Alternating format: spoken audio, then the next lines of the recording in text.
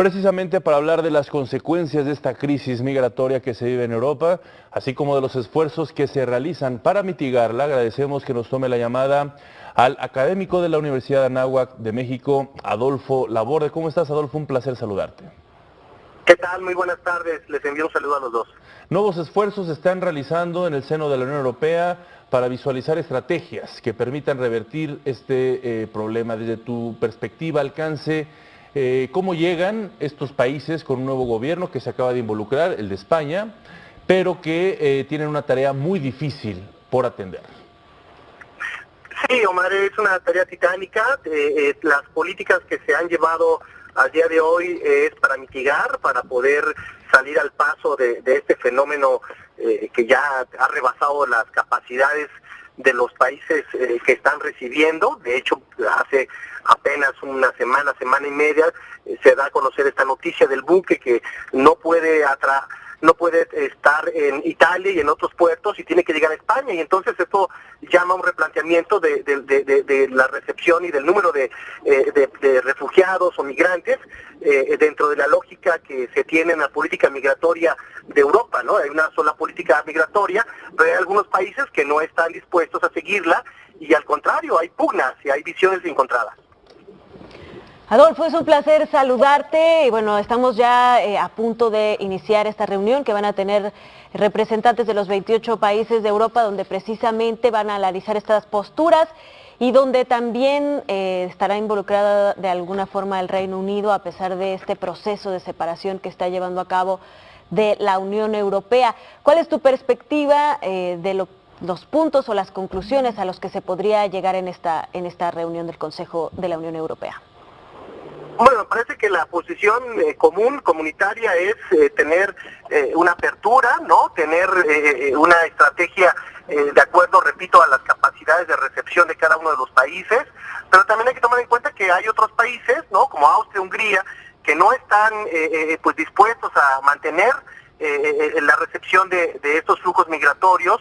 Y bueno, también hay países que son los que están cubriendo en primera instancia este fenómeno, ¿no? Pues estamos hablando de Grecia, estamos hablando de la propia Italia, y eso lógicamente va a presionar los términos de la negociación, y bueno, pues no hay recursos que alcancen para un fenómeno que se tiene que atacar desde el origen, desde la expulsión, y eso pues es muy complicado.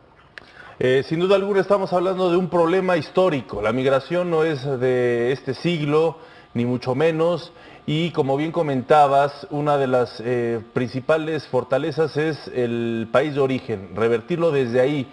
Pero ¿cómo hacerle cuando de repente también existen fronteras que en vez de abrirse, independientemente de que la Unión Europea, dentro de la Unión Europea hayan fronteras muy flexibles, pero fuera de la Unión Europea prácticamente estas están cerradas? Lo podemos ver ahora también con nuestro vecino del norte, Donald Trump, que día y noche está hablando del muro, también en otras vertientes como es en Sudamérica, entre Venezuela y Colombia, en fin. ¿Cómo revertir esto?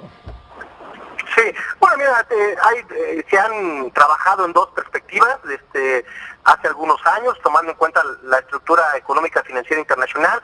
Se puede hablar de la ayuda oficial para el desarrollo, que son estos flujos que se dan a través de las agencias multilaterales, las globales, o bien la ayuda bilateral.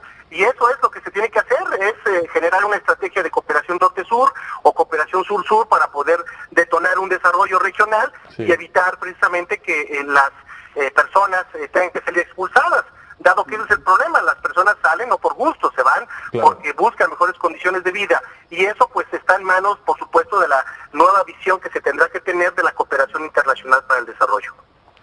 Finalmente, Adolfo, si nos pudieras por favor recordar cuál es la perspectiva de organismos como las Naciones Unidas ante esta situación.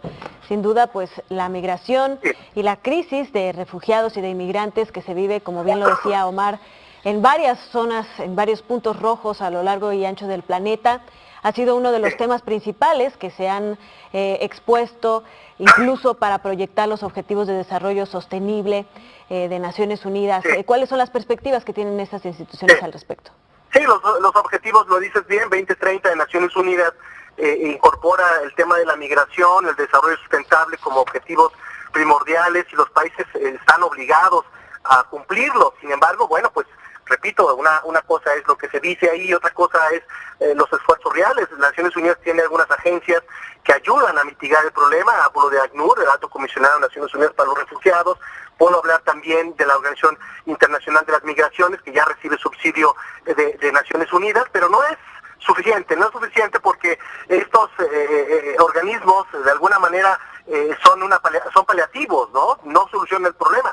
El problema tendría que solucionarse a través de la transferencia de fondos, de know-how, del establecimiento de planes de desarrollo en esos países para evitar que sus poblaciones, las más marginadas, las más vulnerables, pues tengan que ver la migración como una salida. Y también hay que hablar ahí de México, ¿no? De la disparidad del desarrollo regional de nuestro país y de Centroamérica. Entonces, tenemos que hablar ya de esos grandes proyectos de desarrollo regional que impacten y que pues obliguen a la gente a quedarse, ¿no? En términos de política pública. De lo contrario, pues vamos a ver que estas organizaciones u otros organismos pues solamente tratarán de aliviar de alguna manera el fenómeno migratorio.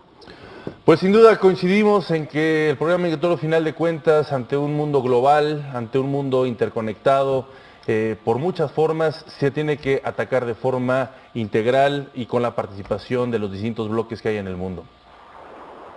Así es, Omar, hay una necesidad de replantearse los objetivos, no solamente a través de estas grandes aspiraciones, de reducir la pobreza, sino también generar las condiciones en los países para que la gente pueda o emplearse o bien tener mejores condiciones de vida. Muchísimas gracias, Adolfo Laborde, por haber estado con nosotros esta tarde en Iberoamérica al Día. Un fuerte abrazo. Con mucho gusto, hasta luego, buenas tardes. Hasta luego.